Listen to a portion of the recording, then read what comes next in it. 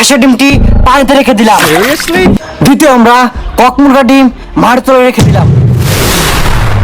তৃতীয় আমরা দেশি মুরগির ডিমটি বালুর তলায় রেখে দিলাম। আগামী 30 দিন পরে এই 3টা ডিমের রেজাল্ট আসবে। এটা অলরেডি 1 মাস পূর্ণ হয়ে গেছে। সো আজকে আমরা এই ডিমটি উড়াইতে চলছি। চলুন দেখা যাক এখন 1 মাস পরে কোন ডিমটা ভালো থাকে। ফার্ম মুরগা ডিমটা দেখা গেছে। বিসমিল্লাহির রহমানির রহিম। এখন দেশি মুরগা ডিম বালুর তলাতে বাকুমু। দেশি মুরগা ডিম বালুর ভিতরে, পানির তলে আছে 80 ডিম। এটা 1 মাস ছিল পানির তলে। তো অলরেডি আমাদের 3 ডিম এক্সপেরিমেন্ট ছিল।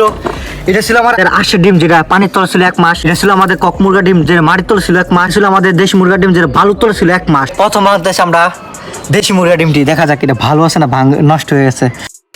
কক মুরগা ডিম ভিতরে কুসুম বয়ে গেছে, জমে গেছে। এটা ছিল আমাদের 80 ডিম। একটা ডিম তো ভালো থাকা দরকার, 1 মাসে ডিম কি নষ্ট হয়ে যায় গাইস? 80 ডিমের ভিতরে কোনো কিছু নাই। এটা ছিল আমাদের 80 ডিম, একদম পারফেক্ট আছে, কোনো গন্ধ নাই, কোনো কিছু নাই। এটা হচ্ছে আমাদের কক মুরগা ডিম যেটা হালকা পাতলা একটু নষ্ট হয়ে গেছে, বোঝা যায়। আজ সবচেয়ে নিকৃষ্ট সবচেয়ে বাজে হয়েছে সেটা হচ্ছে আমাদের দেশি মুরগা ডিমটা একবারে নষ্ট হয়ে গেছে, বাজে হয়ে গেছে, দেখতে ঘিন করতেছে। ভিডিওতে লাইক করতে গেলাম বললেন না, আর সাবস্ক্রাইব তাড়াতাড়ি করেন ভাই। 10,000 সাবস্ক্রাইব অতি শীঘ্রই আমরা করতে চলছি।